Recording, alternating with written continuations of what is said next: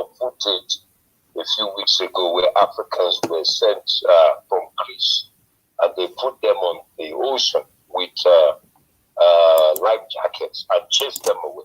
I said they should go and die in the sea. You know what is painful?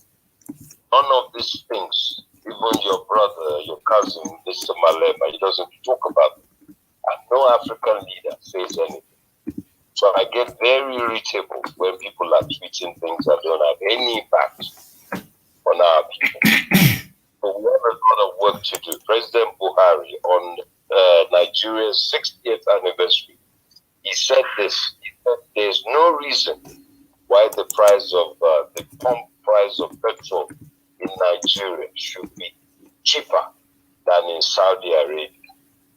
But forgetting that Nigeria has 100 million people living in abject poverty, and the minimum wage is less than 1,000 rand a month, and they can't. And now a lot of people can't even. In South Africa, over 2 million people have lost their jobs in the last quarter. It's a very bad situation we're in. So we want realistic conversation about the Africa now, not the Africa of 2060. So that is my view. Yes, sir. So, in conclusion about that show on Malema, let's go to the show. Yes. So what are your key points there? No, look, sir, you see, all we need to do, if you look at the Africa of today, I mean, I was saying, I posted something this morning. There's a group here called the Nigerian Citizens Association of South Africa. They call it NICASA. And one of the things I tell them every day is that the fundamental concerns that South Africans have about Nigerians, human trafficking, drug dealing, and so on, that those issues for which those attacks were launched at Nigeria, specifically in September last year, started on August 27th, those issues have not been addressed in any way, shape, or form. And if Mr. Malema is ready to sit with us, I have proposed an all-Nigerian conference where not only Nigerians and South Africans should sit in that conference, but other Africans to look at the problem of Nigeria. If we keep quiet about tyranny in Nigeria, and tyranny in Zimbabwe will happen, and we will be surprised and we'll start saying Zimbabwe lies matter. Well, how did we get to the point where Zimbabwe lies matter? When Nigerians are killed every day, or arrested or jailed, Zimbabweans don't say a word. When 30,000 Nigerians are murdered by Boko Haram, I don't see any activism on the part of Zimbabweans. When those girls were stolen in Chibok, it was South Africans that led the march, women.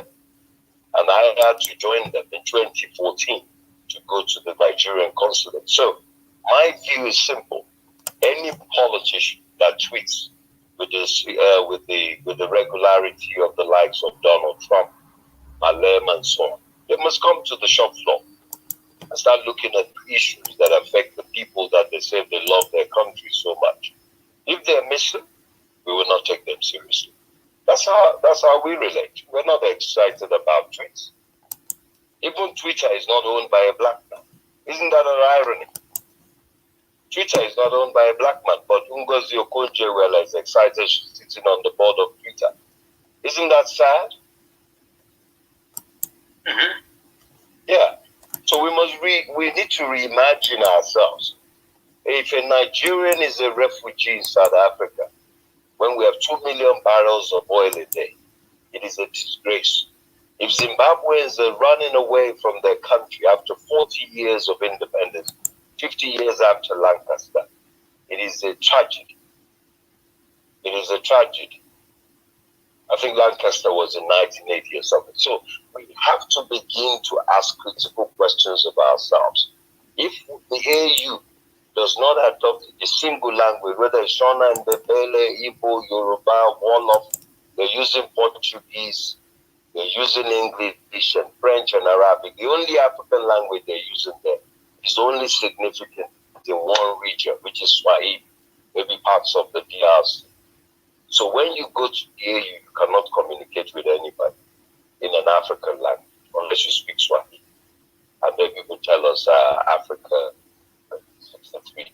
And then Malema says it's more Pan-African than us that I've lived in Ghana, I've been to Zambia, I've been to Botswana, I've been to Namibia. I take the risk and go to Togo. And while I'm loading containers in London, 20 containers, I fall and lose my front tooth because I want to take business from a rich country to a poor country because of euphoria. This was 1998. Where was Malema in 1998? I was in Togo, doing business on the street, selling things that I bought in a £1 shop on Kilburn Road. 1998. Mandela was still president when I was moving containers to Togo from London. You know, it doesn't make any sense to carry things from a rich country to a poor country. Finish goods, it makes no sense. So that's the reality for us. We're not excited about tweets. We want Malema to go to Nigerians who have been killed, the widows of the xenophobic victims, and say, look, you know you're now a widow. What is your situation? You don't even have a job. We will help you.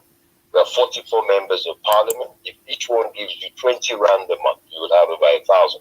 Do you know that I was the one who helped this lady to get, there's something in South Africa they call the grant, the basic whatever grant or something. It's about 400 grand. A South African woman who saw them that been murdered by South Africans in Rustenburg and beaten to death and set alight in 2018. I think 2018, yeah. I had to seek this woman out because the death of her husband coincides with the birthday of a Nigerian lady who's a significant lady in the community. So she wrote a poem about this guy and how his death has been meaningless because nobody cares about it. So I asked her to give me the context of the family, only to find out that the widow has 2 boys for him, Ezindu and Nonso. So the man's elder brother pays their school fees, and that's all he does. So the welfare, the clothes, the women's livelihood, nothing. So they had to move from Rustenburg town to a place called Boitikom. So when I Googled Boitikom, I found out that it was the most dangerous township in the Northwest Province. So many dead, murders and so on. I was so worried about the safety of those young boys. So I sprang into action. And within a week, we had gone there. It was Freedom Day. We went there last year. And then we took the women and brought them to Johannesburg. We had to move her around and try and raise money. I didn't see Malema doing anything for them. So I'm very clear. We cannot continue to tweet and pontificate. We want real things on the ground. And I see Malema doing stuff for South Africa, giving people keys to houses and so on. I've seen all that. I'm not saying he's not doing anything, you know, but we want to see something concrete in our community because we're very vulnerable. Our image has been bastardized by South African media. Every crime they say is a Nigerian that has done. Anybody that does anything, they say it's a Nigerian. And we are very docile. We don't respond. So we think by having men, every problem we have is solved. Oh, we have Dangote, we have all this. There's nothing. Dangote cannot feed everybody in Nigeria. So that is our problem. It's not that we don't like the CIC. I set up the EFF Africa page on the EFF Africa Nigeria. Why did I set it up? Because Malema was saying positive things about foreigners. But it's not enough. It's not enough. I can say the nice things about Zimbabwe. But what do I do for Zimbabwe? That's what matters. What do I do? What's the evidence? That's how I see leadership. Yeah. So we have to continue the debate. There's no end to the conversation about how we as Africans should hold each other's hand. When we have Zimbabwe in 1980 and Bob Marley played there and it ushered a new ray of hope because Zimbabwe went through brutal guerrilla war to be able to get in there. We were lucky. We didn't have to suffer like Zimbabweans had to suffer, South Africans had to suffer. We didn't suffer much in Nigeria. But we started killing each other. Within 6 years, we were at loggerheads, civil war. So maybe we should have suffered and died for our independence. Maybe we would have taken it more seriously. So that's the difference between us and Zimbabwe. You guys suffered and fought for your independence. They jailed Mugabe for 10 years. Mnangagwa, all these guys were jailers, or rather jailbirds, but we didn't go to jail. We didn't go to jail for our freedom.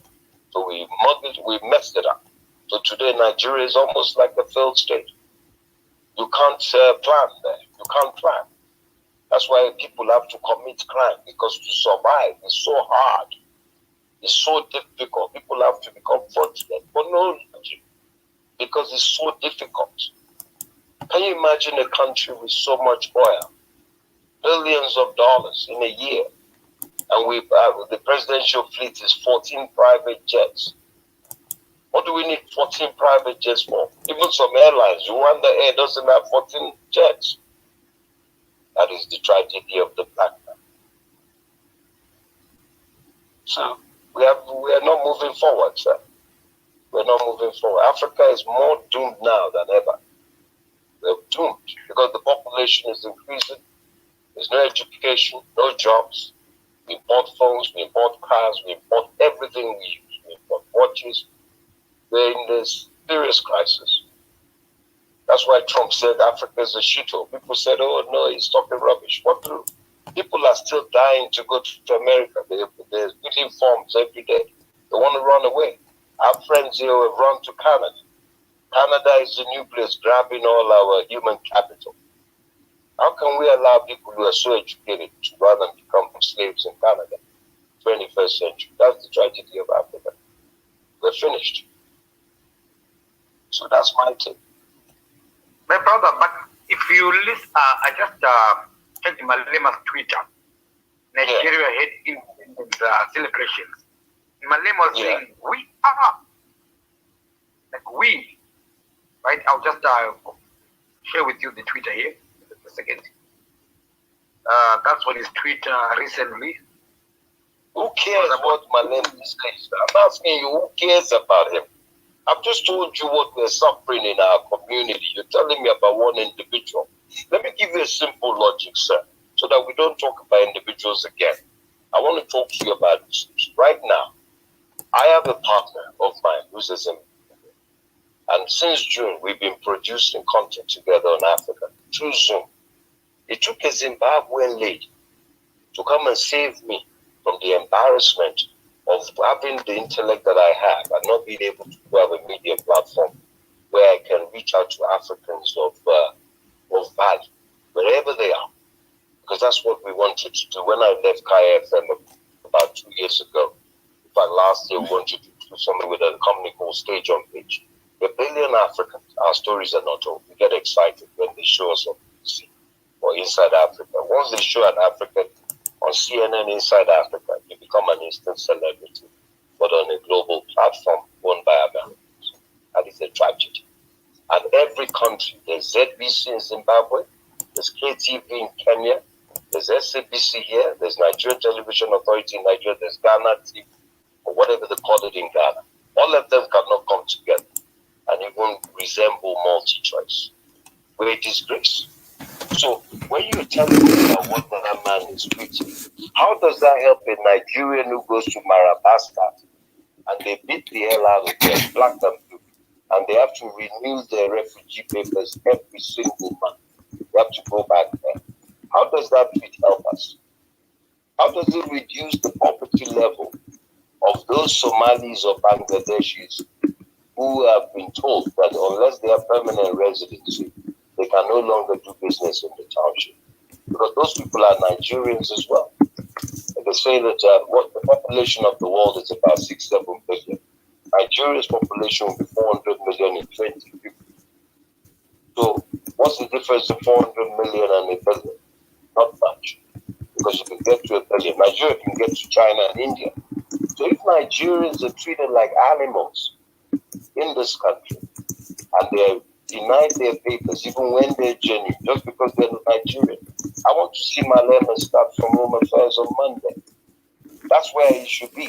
I'm calling Nigerians to say, look, let's have a conversation. Why are so many of you here? And you're so dynamic. Let's take a trip to Nigeria and have a debate with Nigerian leaders about Nigeria. After all, if you look at what happened in Zimbabwe, it's very instructive. that those who made the thing go back were non-Zimbabweans. There's a lady called Kristen Brimelo. She's a Queen's Counsel. I was on a webinar with her, human rights lawyer in the UK. There's so many people that took the fight on because Zimbabwe is joined at the hip with so many countries. Zimbabweans are all over the world. So the problem in Zimbabwe became a problem of the entire world when they picked up that journalist in his house and it went viral. So we are not worried about tweets anymore. We want action. We want, look, in Nigeria, the problem we have is human rights abuses, the inequality that is so vast and so sharp that there are people that suffer. They have to sell articles in traffic and they wear slippers that those flip-flops when they run after the car. Because in Lagos, if you know Lagos very well, when you're in traffic, when the car starts to move, when the cars are moving, the street hawker has to run after you. Sometimes you already have their article in your car. You're looking at it. Maybe it's a newspaper. You've not made up your mind whether you're going to purchase it or there's a transaction about it. In that blazing sun, young males are running after cars, dangerous weapons, with nothing, just so that they can survive. You tell me Malema is tweeting about Nigeria. It doesn't have any impact on us. There's no economic benefit. There's no political benefit. 17 million Nigerians cannot but Africans can push. Africa's largest economy.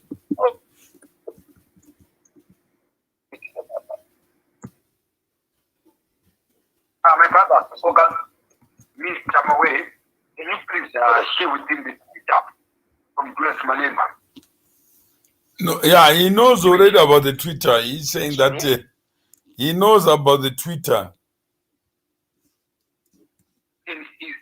He's saying it doesn't mean anything to him. What Malema is saying, he's saying our 6 days of independence. No, he's saying that he would rather talk about something substantive than focus on what Malema tweeted. So he is not prepared to debate what Malema tweeted or not.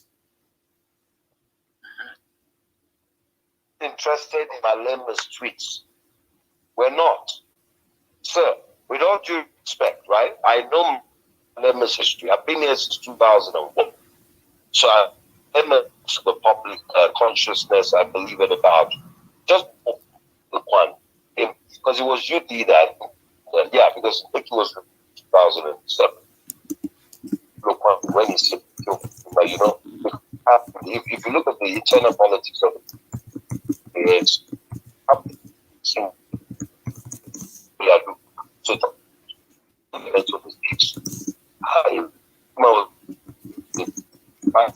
presidents have their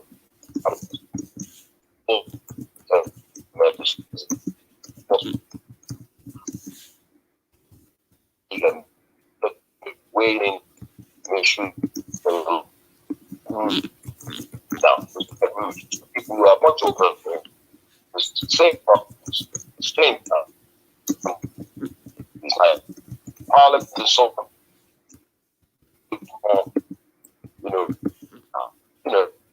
That's what do. So it's don't change anything fast. Nothing does it says that for Africa, but changes. As a result of that, even in our own community, we are angry that we're too docile, that those who are committing crime on them. So by not condemning it, condoning it. Because, when they say things that when good people say nothing and do nothing. So we need to first begin to challenge ourselves as a community to say, how can we fix this negative thing? Why should a Nigerian be seen as a crook when we're the richest blacks per capita?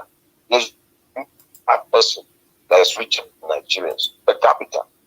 Whether it's an Igbo man, a Yoruba man, a Benue man, a Northerner, because we trade in almost everything, from manganese to copper to bauxite. Nigeria is a very rich country, and we are coastal. We're not inland. We're not landlocked like Zim. You understand? We have ports all over the country, even in Port Harcourt, even in Onne. There are ports all over the country in the south. And the north that is landlocked, they still have key countries like Chad and Cameroon and Niger Republic. And these countries are also rich in one thing or the other, uranium and all that. So we're very lucky. But we have had bad leaders. And that is why I'm saying to you, sir, that I don't want to discuss the content of any politician's tweet. I want to discuss the substance of the tweet. You understand? And for us, economically and politically, we're a failed state. It is a failed state. There's no evidence that we're not a failed state. You understand? But there are things that are good about Nigeria, the same way as Zimbabwe. They're positive. We have dynamic people, but the state has failed, especially under President Buhari. It's been a disgrace. And President Buhari was just lucky. If not for Jonathan's determination to come for a second term, knowing full well that it's identity politics in Nigeria, and he comes from a minority tribe, he's Jaw. They're only 10% of the population, and they have no political power. So if not for Obasanjo and Danjuma, that supported Jonathan to emerge, there would have been no Jonathan presidency. And that's the problem with African leaders. Had he left and refused to run in 2015, he could have come back in 2019, like what's happening in Ghana. So we have to first understand our situation first. You know, when Kwame Nkrumah said to the British, allow us to mismanage our own affairs. Malema must allow us to mismanage our own affairs. And what I mean by that is we as Nigerians in South Africa are determined to change the narrative that says that we're rich. So how do we do that? We must first ask ourselves critical questions about ourselves. So we must avoid psychophancy. We must be less materialistic. There's no need for a Nigerian in this country to own more than one car. It means nothing. Unless your wife can drive the second car and you guys are going in opposite directions. There's no value for any Nigerian to even own more than a Toyota. Because we should copy the Indians, rather make the car than be buying them. So we want to learn from the Indians and Chinese, because we're a third world country. China used to be poor until Deng Xiaoping and all these guys opened everything up. And they were making it goods at one time. Now they can make the best of it. So, and Nigerians, we have scientists, we have doctors, we have lawyers, we have bankers, we have everything. We have even pilots, we have everything. So why should we have the worst image? Our image is even on the same level with Syria and Afghanistan. Why? So it's not about Malema, sir. It's about we must be the ones that will change, not somebody coming to now give us some kind of endorsement. We don't need the endorsement. But when those attacks happened, we needed all the support, but we didn't get it. When they refused to compensate Nigerians whose properties were burned down, nobody came out in our defense to say what kind of nonsense is that. And when they were repatriating 601 Nigerians in 2 mercy flights, I didn't see Malema at the Nigerian consulate. I was the one going to give bread to the children and the women, and I had to be spying on the men so that the men don't approach me. But they still caught up with me and said, what am I doing giving only women and children food? Because everybody's hungry. So we had to come to a compromise. This was September last year. Where was Malema? He was not there. You know, so we know what we're talking about. Mr. Mawere would tell you, even in 2005, at the height of the crisis in Zim, we were part of the solution. We were very involved in our own little way. And when the United Church, the church in town, when Zimbabweans were lying down on benches and sleeping on the floor like sardines in a thing, we were there. We didn't run away.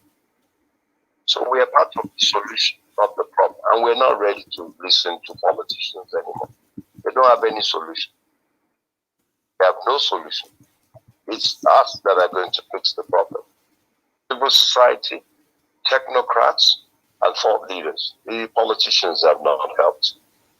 But they make a lot of noise. And they get paid very well to be in parliament and be in cabinet.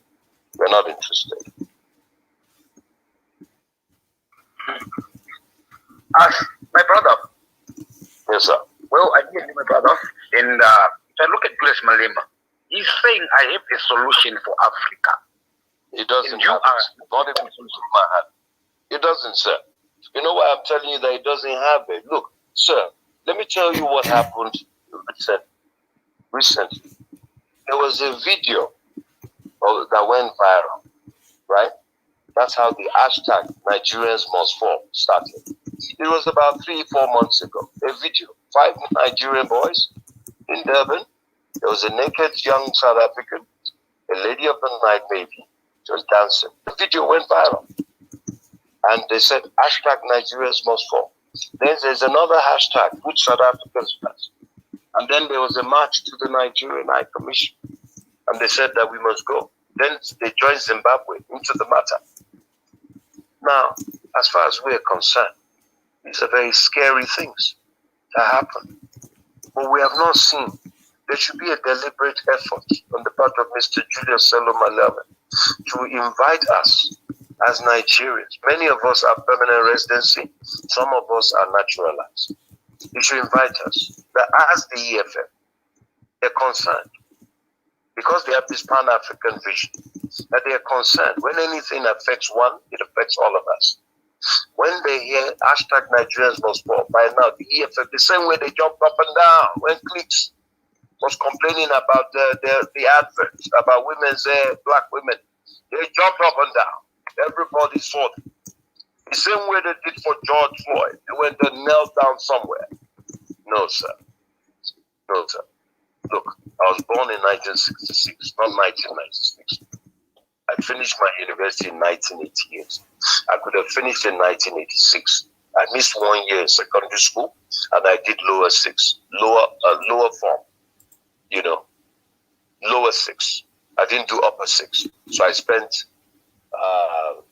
6 years in secondary school, and an extra year, 7 years. That's why I finished secondary school in 1983. 1983 is a long time ago. And I've done my BSc Sociology, Masters in Communications. I've done my law in South Bank University, and I've called the Nigerian Bar in 2001. I don't want to reel off all the things that I've studied. I wasn't born yesterday. I know about African leaders from Mugabe to Bomo, Mozorewa to Cabral. Malema, he hasn't gotten to that level yet where he can say something and we start jumping up and down. He's on his way. He's trying. But populism doesn't work for us. We're very clear. We're very clear. We know where our problem is and we know who our friends are. And when I talk about friends, I'm not talking about speeches. Even Akufo-Addo, the Ghanaian president, I used to like him, but now I'm not interested. If he gives a speech in front of me, I won't listen to him. When he first came to power, he gave big speeches, big ones. Cambridge, Oxford. He was posted by, he gave the toast to the Commonwealth head of government. He toasted the Queen, Nana Akufo-Addo. Very eloquent, but it's all stories. He believes more in African Americans coming with their dollar, and they're chasing Nigerians away and telling them to bring $1 billion. Isn't that a joke? That a Nigerian petty trader must invest $1 million in the same ECOWAS region, and they're talking about Africa Continental Free Trade. And guess what? Ghana is the secretariat for the Africa Continental Free Trade, but they're kicking Nigerians out, saying they don't have $1 million. Do you know how much $1 million is? Almost 20 million rand. A petty trader. And Ghanaians and Nigerians have intermarried. I mean, Femi Otedola's wife is a Ghanaian. Kim Bello Osage's wife is a Ghanaian. Kofi Annan's children are from a Nigerian woman. He never had any kids with his white wife. And they're kicking Nigerians out of Ghana. They started the nonsense in 1965. They chased all of us out. Then we stupidly retaliated in 1982. Hence the derogatory bag in Nigeria called Ghana Must Go. My brother, I can sit down with Malema, we can have a chat and talk about Africa as friends and as Africans, but we're not excited about it. We don't care about it. In fact, we don't even want to be on Twitter. We don't want to be on Twitter because Twitter is just, it's become there's a word I'm looking for. It's become chatter. Chatter. People that don't have any just go to chatter. Yes, sir. My brother. Yes, sir. Right. Yes, sir. I have a question for you. If you Yes. look at EFF, are there any notable Nigerians in this like in leadership of EFF? Are there any notable? Are there any Nigerians? I want to know about I'm talking about their leadership now.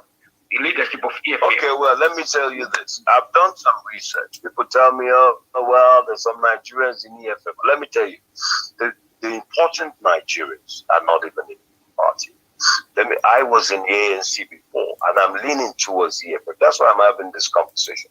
I'm leaning towards them only because of them, only because of the statements that the CIC has been making and the overtures that he's been making. In fact, he got into trouble. One of his biggest problems was the things he said about Botswana. That's how he lost his, that's how they kicked him out of the ANC. His biggest problem was when he started talking about Botswana under Ian Kama. That's how he got into big trouble. He didn't get into trouble for the other things, but cumulatively, when he then spoke about Botswana, they felt he had embarrassed the country and the party and so on. So we don't have any notable. Let me qualify that. We don't have any notable Nigerian in EFF, and if they're there, I would like to know who they are. But what I can say to you is that if you go on Facebook, there's a page called EFF Africa Nigeria. I gave instructions to one of my associates to set it up in December last year because of even I watched the last conference that they did at Nazareth. I was very pleased with the Malema's statement as the CIC. He said a lot of good things. You know, he's very eloquent and he says the right things most of the time. But the reason why that is the case is because we're also in a country where the quality of politics is disintegrated. I mean, 10, 15 years ago, there were serious politicians on all sides, whether in the white opposition, the ANC, you know, but there was no EFF 10 years ago. So I know what I'm talking about. Even the Bantu Olomisas, they were very attractive because this country is based on diverse opinion. It's not like Nigeria where if you say anything against government, they say you are not patriotic. If you criticize Buhari, they say you are not patriotic. I mean, how can an individual become the country? So that's my view. We haven't done much in the party EFF. I think the ANC has a lot of Nigerians who are members. Okay. But not active. EFF. That's Malema's idea. Let's look at ANC. Yeah. Or do you see any Nigerians in the leadership structures of ANC or DNA? The DA, sorry. No, there used to be a Nigerian member of parliament in the DA about 10 years ago. But he was insulted a few times. They told him to go back to his country, some of the ANC cabinet members. In terms of ANC, where I am, I'm in the north. I don't see, and look, I could be wrong. Maybe there are new ones, but I know that the Nigerians who got here in 1992, the early guys, they joined the ANC because the ANC in the early days, but I think they're a little bit skeptical about having Nigerians now. Our image is so bad. In fact, it will be untenable for a Nigerian to start rising in the ANC because we have damaged our reputation. If I was an ANC top brass, I wouldn't allow it either. It's just natural. We have damaged the likes of Pastor Motosho. There's so many cases, I don't want to mention them. It's too embarrassing. I mean, all these xenophobic attacks is because the population are fed up. Some parts of the population are fed up. If you go to Kempton Park, you go to Yobro, you go to Basebag, all these places where Nigerians, some of them are doing silly things. Petty crime, unnecessary. But hey, when people don't know what to do, they resort to all sorts of things. So I'm saying that our politics, look, I think it's also a function of what's going on back home. If you come from a country with failed politics, you cannot go out and do extraordinarily well. But having said that, in Europe and America, Nigerians are flying. So I set up a group called the 12 Disciples, where 12 of us, 10 Nigerians, 2 Ghanaians. The 2 Ghanaians, 1 female, 1 male. The 10 Nigerians, 4 females, and 6 males. I think, yeah, 4 females and 6 males. So we're 7 males and 5 women. 4 of those disciples are counselors, and they're all Nigerians. 1 in Belgium, 3-term, in Ostende, 1 in Medway, Kent, a female, 1 in Southwark, Labour Party, 1 in Medway, Labour Party. The 1 in Ireland is in Finneful, which is Fine Gael, rather, the ruling party, Fine Gael. And then the 1 in Belgium is the Green Party. And then the gentleman in Canada was a candidate for local government for a party in Nigeria called ABGA, the All Grand Party Alliance, which is in bed with Buhari's party. They're from the southeast of the country. So a faction of the ABGA joined with Buhari's party and Tinubu's party to take power from Jonathan, my party, PDP. So I'm a member of PDP. But even in South Africa, PDP, I want to run for chairman. They don't want me. We're still playing tribal politics. It's fun. So yeah, I set up that group because I wanted to deepen diaspora political participation across diaspora, because we're tired of being in blocks. So you see people doing well in the US, they're doing well in the UK. In South Africa, Nigerians are not mainstream. And then when somebody wants to go into, let's say, ANC, he finds himself being the only person in one branch. How are we going to make progress? So that is my take. We are not visible in the media. We're not visible in politics, but we're visible in churches. We're visible in commerce, informal sector, and the doctors and so on. But that's it. We have not integrated into the South African political economy. That's my take. Okay. In my question to you, my brother, Julius Malema. Sorry, sir? If I look at Malema, I think yes, he's trying to push an agenda which is Pan-Africa. What is your take on Pan-Africa? Look, I love Pan-Africa, but I'm skeptical. You know why I'm skeptical? And I'll be very clear with you, and I said it yesterday. You cannot have a man who's been in office for 41 years in Equatorial Guinea. In Togo, it's 50-something years, because the father and son since 1967. And the level of human rights abuses in Togo is second to none. You cannot have Omar Ali Bongo in Gabon. His father ruled from 1969 to 2011. And the son has been there since then. The country is so poor, so rich, oil rich, but the people are poor. The opposition in Gabon, I interviewed a lady, she was crying. They don't even have staples. They have to bring it in from Cameroon. They have to go and get stuff from Cameroon. That's Gabon. I could go on. If you go to Djibouti, is it Djibouti? Same story there. If you go to Central African Republic, same story there. If you go to Guinea, Congo, Brazzaville, Guinea, Sassou Nguesso, it's been there since 79. He only lost out for 4 years out of since 1979 to now. It's over almost 40 years. Because he got there before Mugabe, 1 year before. But he was out of power for 4 years. I could go on, the list is endless. In Southern Africa, it's the Liberation Party, ZANU-PF, Frelimo. Is it MPLA in Angola? ANC in South Africa. There's been no change from one party to another. The BJP, Botswana. So what is Pan-Africanism when people are poor, people are running away? I'll remind you of what I asked the ambassador to Italy, the South African ambassador, Oa Tambo's daughter, in 2015 in Lake Como, at the height of the Africans dying in the Mediterranean in 2015. We were there on a high-level panel. And I asked the ambassador, she's now ambassador to the UK. I said, Madam Ambassador, what did the African ambassadors in Rome do as a response the tragedy of Africans dying at sea as lampreys. She told me, you see, we, well, because people's tenure is not long enough, 3 years, they're gone, they're this. I asked her again, Madam, what was the specific response of African ambassadors to Rome to deal with this crisis? Well, but so she didn't have. Now, let me give you another story. In August of this year, in fact, this year is the year of Africa. In 1960, 17 African nations were given independence.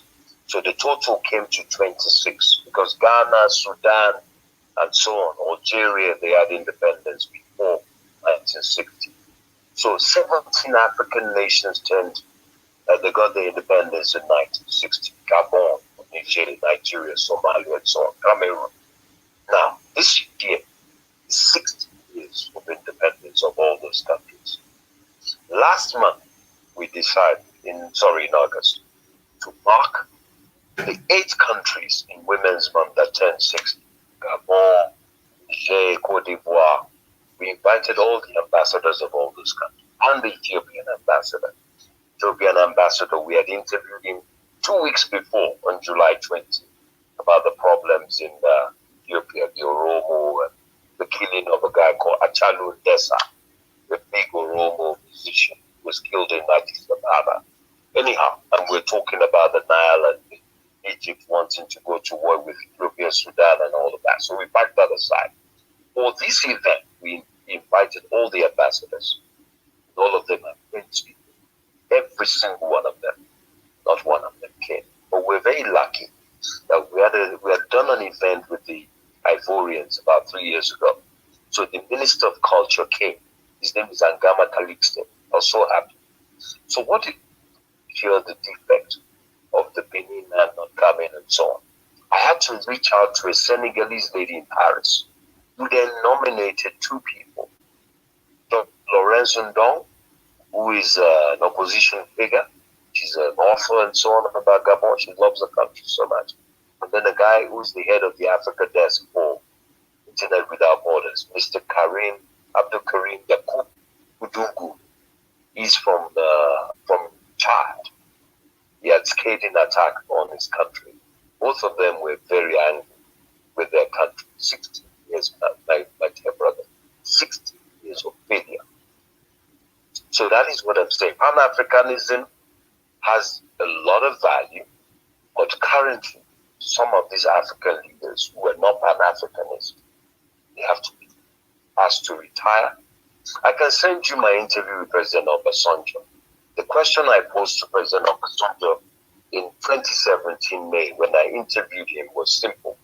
I said, sir, you came to launch your book, Making Africa Work, at Gibbs, Golden Institute of Business side. I said, President Obasanjo, why is it more than 2 dozen leaders, African leaders, have been in office for more than 25 years? He started arguing with me. So he said I should name them. So I started to name them. Of course, Mugabe was still in power. Dos Santos was still in power at the time. Omar al-Bashir was still in power at the time. So I started to name them. He started arguing, that one is going, and he's right. He said that one is going, so he mentioned Dos Santos is going, and he left. We were so lucky. So, sir, I'm not saying that Malema doesn't have the spirit of Pan-Africanism. I think every African, except for a few, who want to see Africa come together. We've suffered so much. But what I'm saying is that there are spoilers, and there are people who are being controlled from Paris, from London, from Washington, from Brussels, and we know who they are.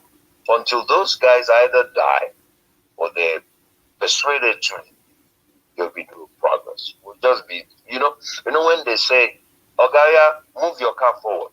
Then they say, okay, Oga, stop. Then they say, Oga, reverse. Okay, Oga, park.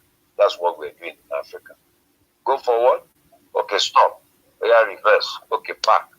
That's what we're doing. Go forward. People are, hey, my dear, that we are quoting Peter. The conclusion. We're quoting Twitter. Yeah, the conclusion is that there's no Pan-Africanism without opportunity for Africans.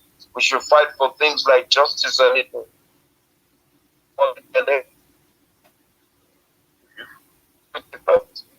Cannot be jobs. Women are being raped. The gender-based violence. You cannot rich people sleeping in coffin. I mean, hush puppy going to Dubai and being arrested in Nigeria. They arrest them like cattle, take them to America in the 21st century. Isn't it an embarrassment for your own citizens of your country to be arrested in a third country and taken to another country to be prosecuted because they don't trust you to prosecute your own? Because if that hush puppy goes to Nigeria, he'll be running for senator because he has money. Let's deal with the issues. Let's stop talking about Pan-Africanism. Doesn't mean anything. It means nothing.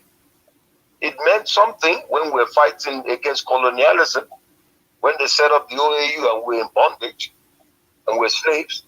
But now that we're free, and look, from my bedroom, I can do what I like. I don't need to consult anybody. But Pan-Africanism is not alive and well. If xenophobia in Ghana and everybody, if I go to Zimbabwe, and I'm sure if I don't speak Shona in some places, they might, and they know I'm Nigerian, it will become a problem. That's the reality of Africa. We're not serious. We're not serious.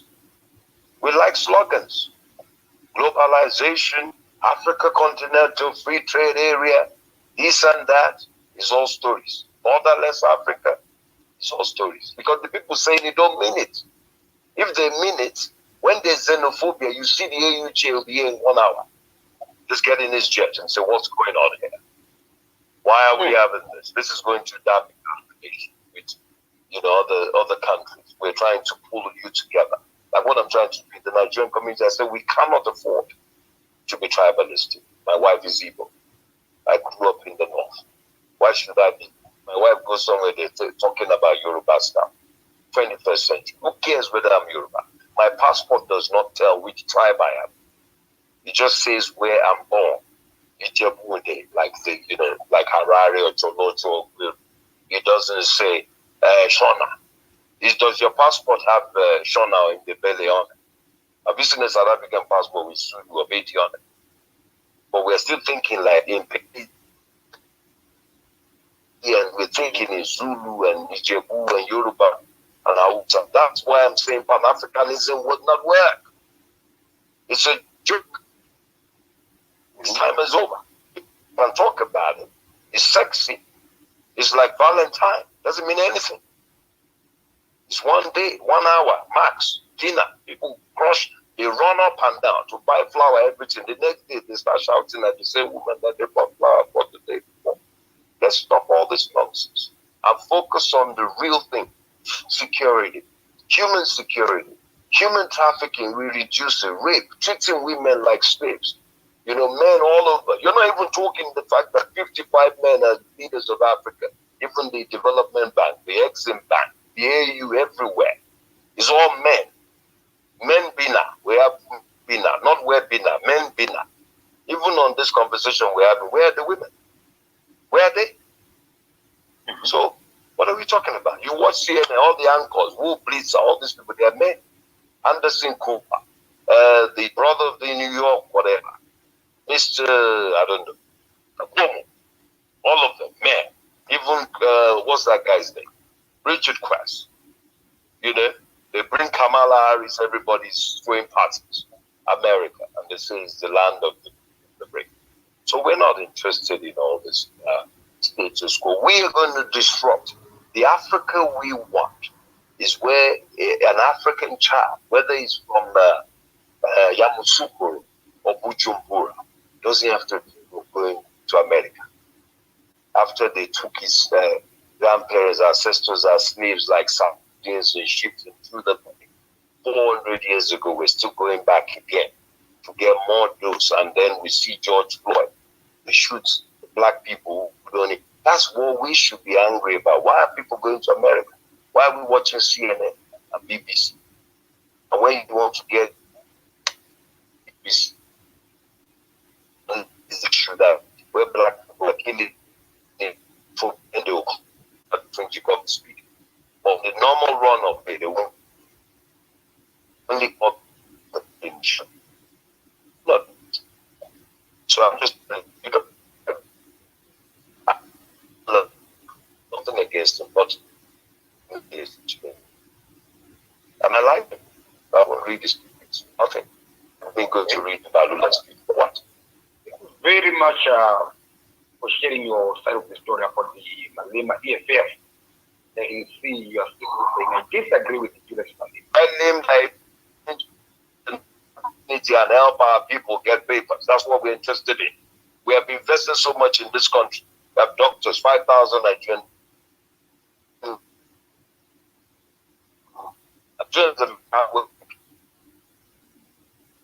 As in home affairs, use the despondency of our people, yes, and his party to change the narrative about Nigeria. Even send some people to Nigeria who rehabilitate them when they go home.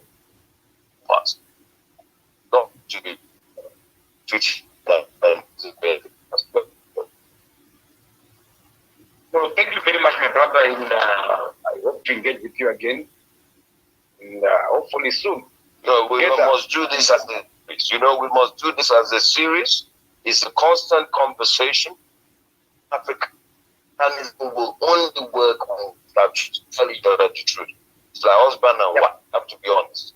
It's not that I don't love. Look, I even in Zim, I said to myself, when I get to Zim, I don't want to be in Harare. I want to go to the villages. I want to meet the real Zimbabwe, not people driving Range Rover in town. Not interested. I want to start from the back. Then by the time I get to Harare, even the people in Harare, they say to me, "You've been to Jolojo, you've been to Plumtree." Really, they won't believe it because they expect me to come and sit and be smoking cigars and be drinking wine with them, the elites. I'm not interested in that. I want to meet the real Zimbabwe, the good people of Zimbabwe, the ones who are in the fringes, who people don't talk about. We don't see on CNN. It's reply for the next show. But then the Mr. Botolo, do you know anyone who's in the EFF? Do you know anyone? So that next show, if you can bring someone who's in the EFF leadership, that would be good. Look, the EFF is not hiding. I think most of the top brass, I think Mbuiseni, they changed their top six now. I think they brought in Floyd and Malema, the two that remained on the top six. But I can get the spokesperson or the comms person. I can get they're not hiding. Their offices in Braamfontein. We can get them to come and tell us how deep the love for Africa is. This schedule show, what I can say is, let's do it this way. If you can get in touch with their with the spokespeople from EFF, that would be interesting. Yeah. That would be great, so that we can engage with them. What I would do is, if I can, what I would do, let me take that proactive. So what I would do is that if it runs out, I'm going to send Mr. M the contacts of 3 or 4 people in the base. And so whoever we need to talk, because it's beautiful, top 6. And there are 3 men there, 3 men. Yeah. People can get any of those with and the CIC would do, because it's good for the women also to start stepping up in the EFF like they do in the ANC. The women are very powerful there. Dealing with the women in the EFF, that's what it will be. Even if we get any of. So, Mr. Boye, here's the thing now. We have planned, my brother's going to maybe get someone from the EFF structures to come to our show here. That'll be beautiful. Okay. Yeah. And my look, not easy. And the prayer that I had is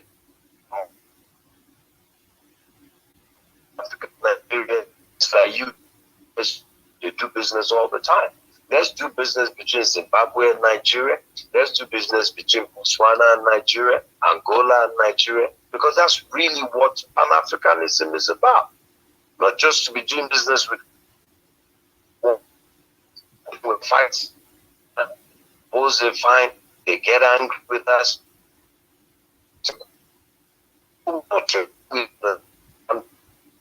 It's almost like they do that.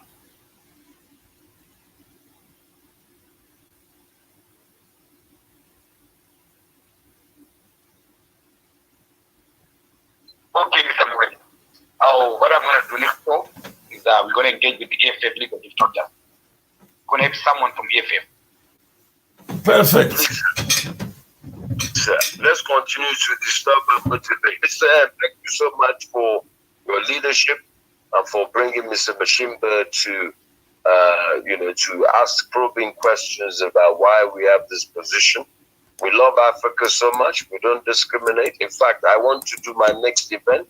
I want to do it on Morocco's Independence Day, 29th of October, because a friend of mine told me that we should not ignore the Maghreb. It would be naive of us to ignore the Maghreb. If you remember that Kwame Nkrumah's wife was from Egypt, and she was introduced to him by Gamal Abdel Nasser of Egypt. So we mustn't ignore the Maghreb. All right. Thank you so much. Okay. Thank you so much. Have a good evening.